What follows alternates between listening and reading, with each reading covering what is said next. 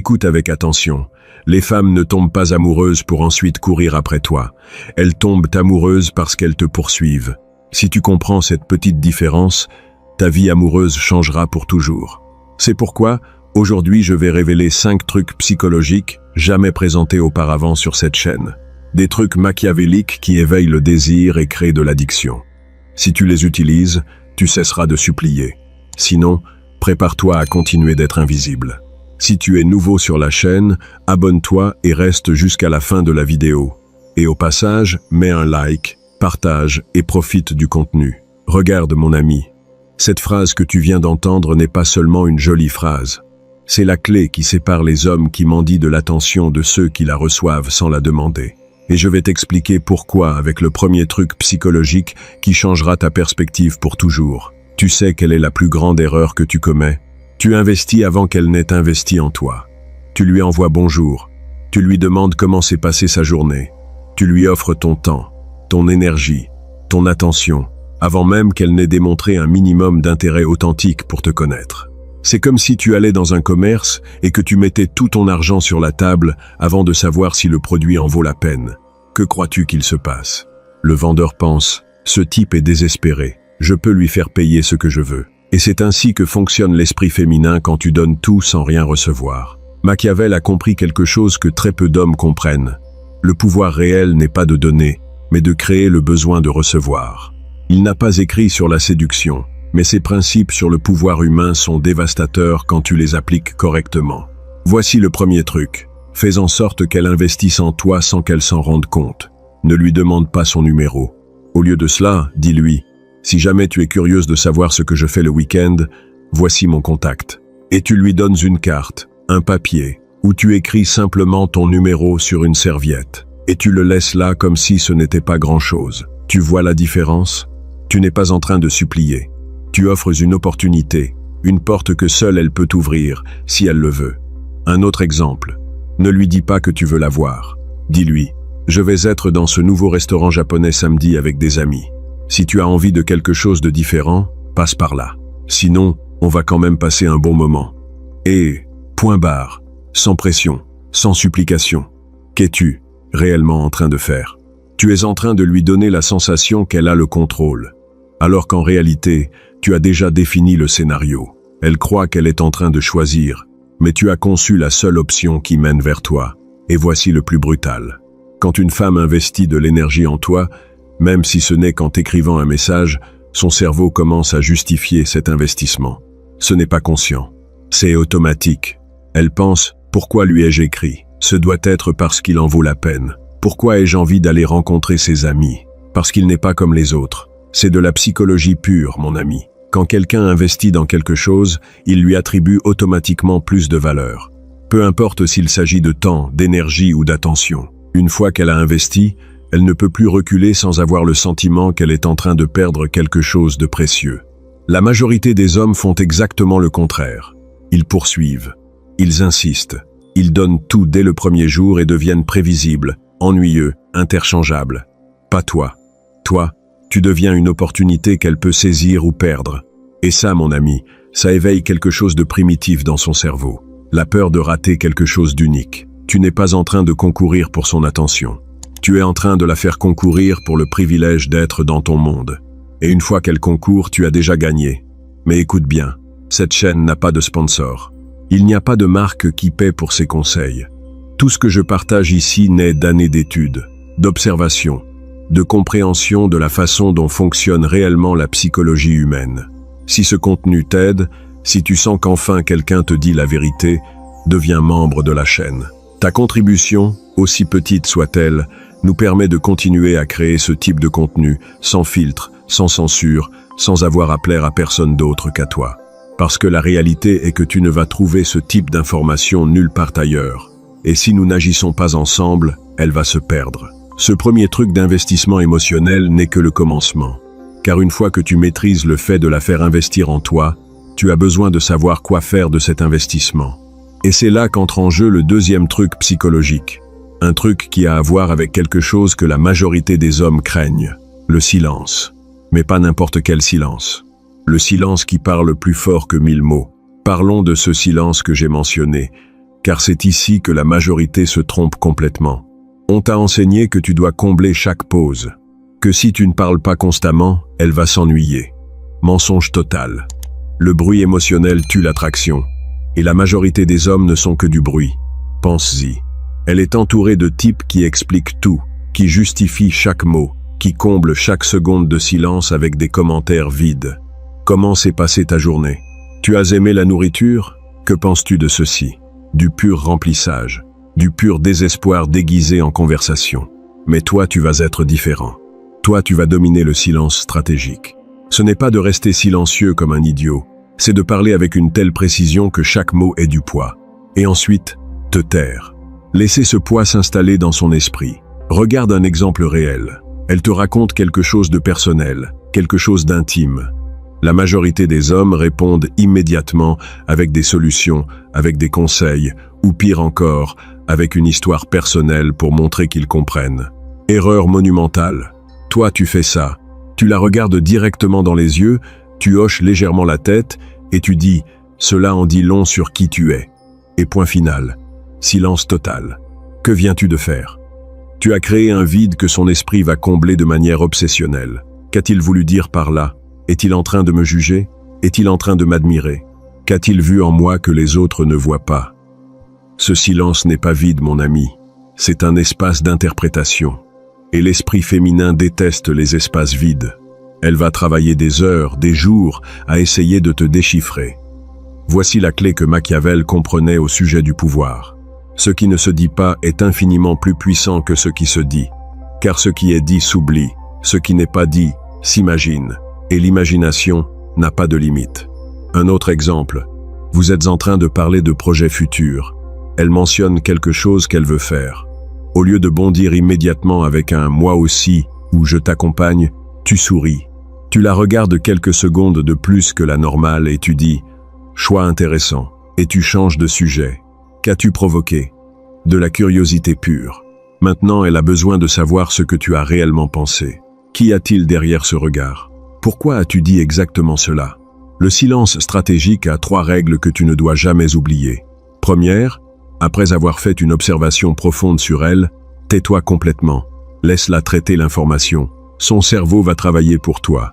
Deuxième, quand elle te pose une question personnelle, réponds avec précision, mais ne donne pas plus d'informations que nécessaire. Que fais-tu dans la vie?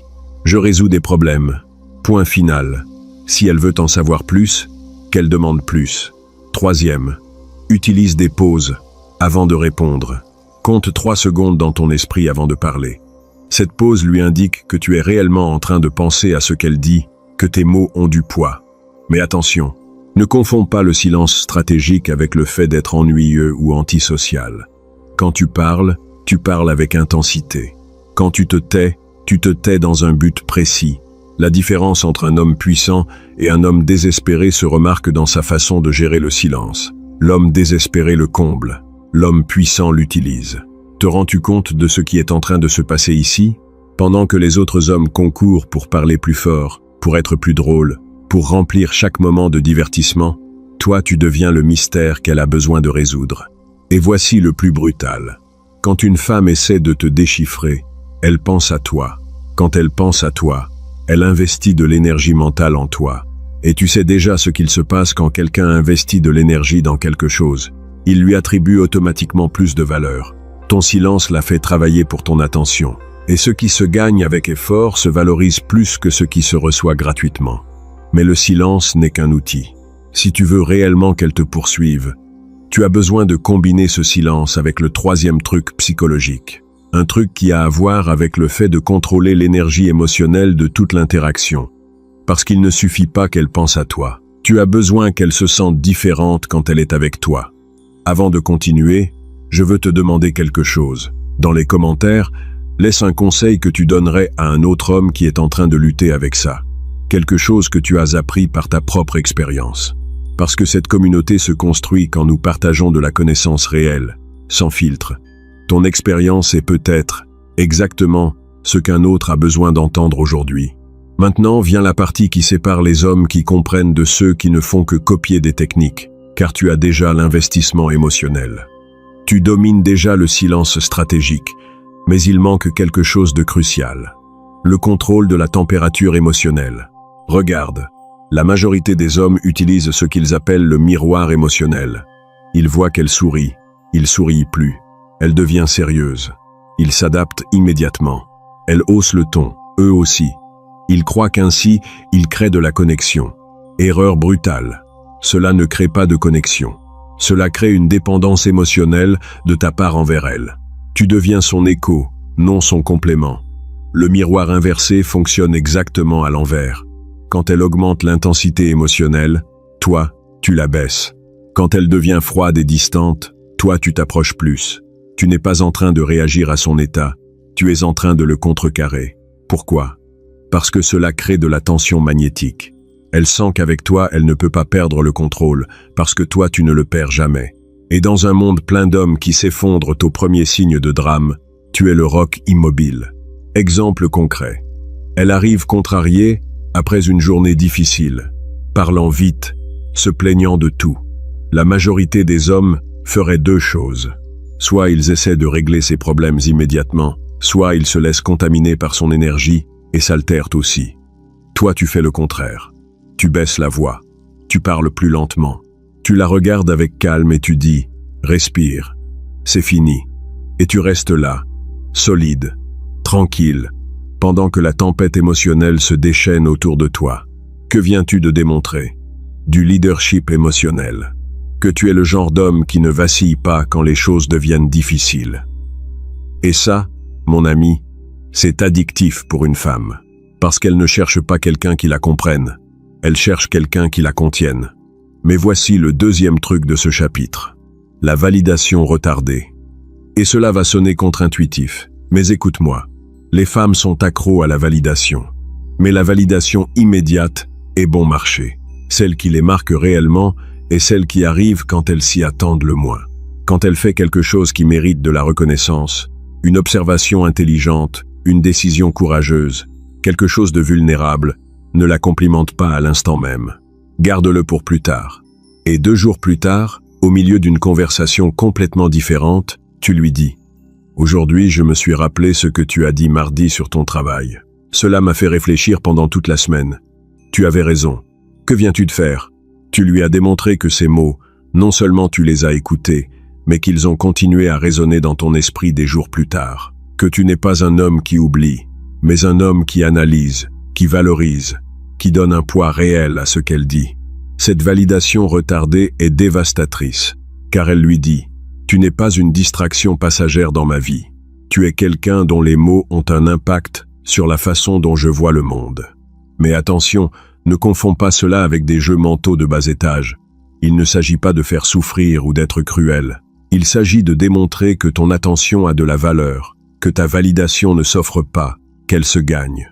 Machiavel a écrit sur le fait de maintenir l'équilibre entre l'amour et la crainte dans le pouvoir. En séduction, cela se traduit par le fait d'être l'homme qui peut donner la plus grande chaleur émotionnelle, mais qui peut aussi la retirer si nécessaire. Non par vengeance, mais par principe. Quand tu maîtrises le miroir inversé et la validation retardée, quelque chose change dans la dynamique. Elle cesse de te voir comme l'homme qui réagit à son monde, et commence à te voir comme l'homme qui a son propre monde. Un monde auquel elle veut avoir accès. Maintenant, je veux faire quelque chose de différent. Je vais te donner 2 approches pour appliquer ce que nous venons de voir, et je veux que tu votes dans les commentaires. A. Quand elle est émotionnellement intense, tu réponds avec un calme absolu, et tu changes de sujet vers quelque chose de positif. B. Quand elle est émotionnellement intense, tu t'approches physiquement, tu baisses la voix, et tu lui poses une question qui l'oblige à réfléchir. Écris A ou B dans les commentaires et explique brièvement pourquoi tu as choisi cette option. Je veux voir quelle approche résonne le plus avec vous et pourquoi. Mais cela ne s'arrête pas là, car contrôler l'énergie émotionnelle n'est que la 3e étape. Le 4e truc psychologique est le plus puissant de tous, et il a à voir avec quelque chose que la majorité des hommes craignent plus que toute autre chose. L'absence. Mais pas n'importe quelle absence. L'absence qui génère du respect, pas du ressentiment. Nous arrivons au truc le plus dévastateur de tous, et je vais être brutalement honnête avec toi. C'est celui-ci qui sépare les hommes qui comprennent réellement le jeu de ceux qui ne font que jouer à le comprendre. La majorité confondent l'absence stratégique avec le fait de disparaître comme un lâche. Ils croient qu'il s'agit d'ignorer des messages, de faire le mystérieux sans raison, de jouer au chat et à la souris. Ce n'est pas de la stratégie, c'est de l'immaturité. L'absence avec un but est complètement différente. Ce n'est pas ce que tu ne fais pas avec elle, c'est ce que tu fais sans elle. Et cette différence change tout. Regarde, quand Machiavel parlait du pouvoir, il disait toujours que le véritable pouvoir ne se démontre pas, il se vit. Tu n'as pas besoin de crier au monde entier que tu as de la valeur. Ta vie elle-même doit en être la démonstration. Voici la réalité qui fait mal. Elle ne va pas te poursuivre, parce que tu l'ignores. Elle va te poursuivre parce qu'elle sent que tu as quelque chose de plus important à faire que de la poursuivre elle. Et cette différence, mon ami, est abyssale. L'absence avec un but fonctionne à 3 niveaux. Premier niveau, ta mission personnelle. Quand tu parles avec elle, il doit être évident que ta vie a une direction, que tu es en train de construire quelque chose, que tu as des objectifs qui vont bien au-delà d'obtenir son attention. Il ne s'agit pas de se vanter. Il s'agit du fait que ta passion pour ce que tu fais soit si authentique qu'elle se ressente quand tu en parles. Exemple, au lieu de dire « je n'ai pas pu t'écrire parce que j'étais occupé », tu dis « hier j'ai terminé un projet sur lequel je travaille depuis 3 mois. Je suis resté jusqu'à 2 heures du matin mais ça en valait la peine. Quand quelque chose t'importe vraiment, la fatigue n'existe pas. Tu vois la différence ? Tu n'es pas en train de justifier ton absence. Tu es en train de montrer que tu as des priorités qui vont bien au-delà d'elle. Et cela, au lieu de l'éloigner, l'attire davantage. Deuxième niveau, ton cercle social. Une femme a besoin de sentir que tu es un homme que d'autres hommes respectent et que d'autres femmes trouvent séduisant. Non pas par compétition, mais par validation sociale. C'est de l'instinct primitif. Quand tu mentionnes en passant que tu es allé dîner avec des amis, que tu as aidé ton ami avec quelque chose d'important, que tu as des projets le week-end, tu ne le fais pas pour la rendre jalouse. Tu le fais parce que tu as réellement une vie sociale solide. Troisième niveau, ta croissance personnelle. C'est ce qu'il y a de plus mortel de tout. Chaque fois qu'elle te voit après un certain temps, tu dois être une version légèrement meilleure de qui tu étais avant. Plus en forme, plus tranquille, plus concentré, plus intéressant. Il ne s'agit pas de changements drastiques. Il s'agit d'être un homme qui ne stagne jamais, qui est toujours en train d'évoluer. Et quand une femme sent qu'être avec toi signifie être avec quelqu'un qui l'inspire à grandir aussi, c'est là qu'elle devient accro. Mais voici le truc psychologique le plus profond. Quand tu reviens après cette absence avec un but, ta présence doit être intense. Pas de distraction, pas de téléphone, pas de demi-mesure. Ton attention doit être si complète, si présente, que quand tu t'en iras à nouveau, elle ressent un vide réel.